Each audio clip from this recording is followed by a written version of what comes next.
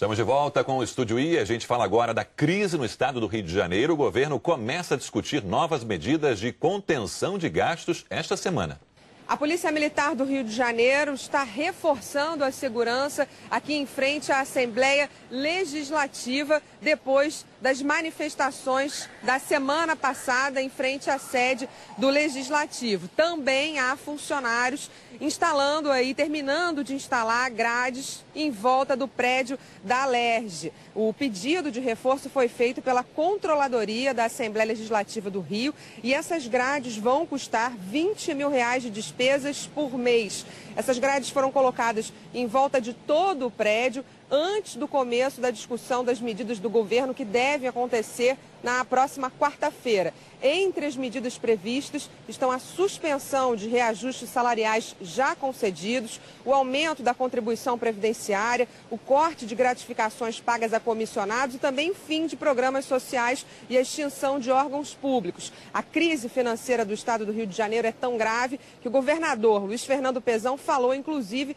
em parcelar os salários dos servidores em 7 vezes, sendo a última parcela no dia 5 de dezembro. Mas a gente conversou na manhã de hoje com o advogado da FASP, a Federação das Associações e Sindicato dos Servidores Públicos do Rio de Janeiro, o Carlos Júndio. Ele disse que vai entrar com um pedido na próxima quarta-feira, um pedido de apreensão de recursos do governo do estado para o pagamento dos servidores. Vamos ver o que ele disse. A intenção, na realidade, é bloquear as contas do governo para implementar esse pagamento de uma vez só, o mais rápido possível. Do Rio de Janeiro, Gabriela Ferreira, para a Globo News.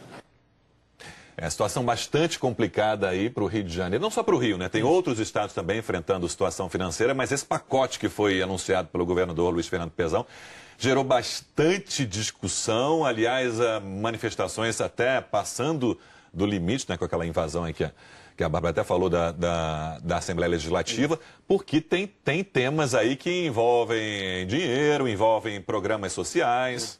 Envolve planejamento das famílias, desses servidores também, envolve muita coisa, né? E envolve também, no outro nível, a discussão também que tem a ver com a legislação. É constitucional, não é constitucional, uma série, o confisco que esse pacote prevê também. Então, eu acho que está longe de estar resolvida essa questão e serve, sim, o Rio de Janeiro serve como um espelho do que acontece em muitos outros estados. Então, o que tiver sendo tomado de medidas aqui na prática, acho que vai servir também de exemplo ou de não exemplo para muitos outros estados. Entre os aspectos importantes, mexe no negócio que o governo federal quer mexer, que é justamente discutir a Previdência. Né? A nível estadual, com erros, acertos, enfim, mas é o vespeiro que vai ter que ser mexido. É a sinalização, olha, temos que fazer alguma coisa com relação a isso. Não uma coisa como essa aqui, que é extremamente agressiva. Pessoas que nunca contribuíram, que estão inativas, passar a contribuir com 30%. Isso é um negócio... E também o aumento, para quem contribuía, também aumento da contribuição previdenciária. Se bem que a Alerj teria devolvido, né? Devolveu dizendo que... Contigo aí. Esse pepino a gente não quer. Demais. Exagera. Já tem muita coisa, são temas delicados, né, que vão mexer ainda com a estrutura do Rio de Janeiro, porque envolve também, ao mesmo tempo, um desgaste político, né? O PMDB já saiu derrotado aí das urnas na eleição municipal, né? Ele estava reinando aí quase que absoluto para o governo, para o município. Já não saiu bem e agora está dando de cara aí com essa situação de cofres vazios. Foi ao governo federal, foi lá bater a porta do Temer. Também PMDB, né? Também PMDB, também sem dinheiro. Ou seja, é difícil resolver essa questão, Garman.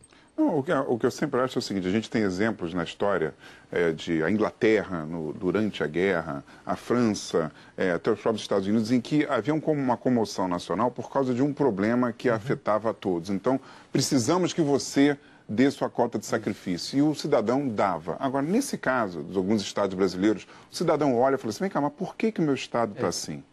Né?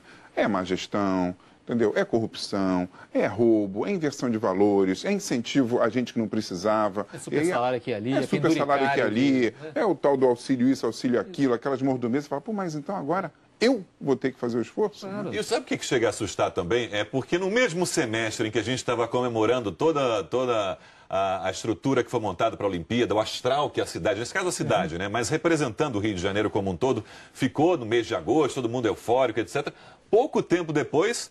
Crise instalada, situação precária e e dificuldade de fazer voltar. Era uma nuvem que a gente já via no horizonte, que estava chegando. Não foi...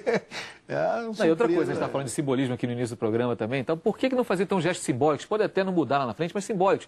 Acaba com a frota de carros da Assembleia Legislativa, acaba com a frota de carros oficiais também, de muitas autoridades que não precisam, de fato, pelo salário que ganham de carro oficial. São coisas pequenas mas que o cidadão comum vai falar, pô, tá vendo, eles também estão cortando ali, estão cortando em serviço, estão diminuindo o gabinete, estão fazendo várias coisas. O executivo não está fazendo isso por boa vontade, mas está cortando serviços e custos. E o Legislativo e o Judiciário não têm mostrado essa disposição de autossacrifício, né? Vamos dizer assim, né? Tem que envolver todo mundo. Se a crise é para um, é para todos. É para todos, exatamente.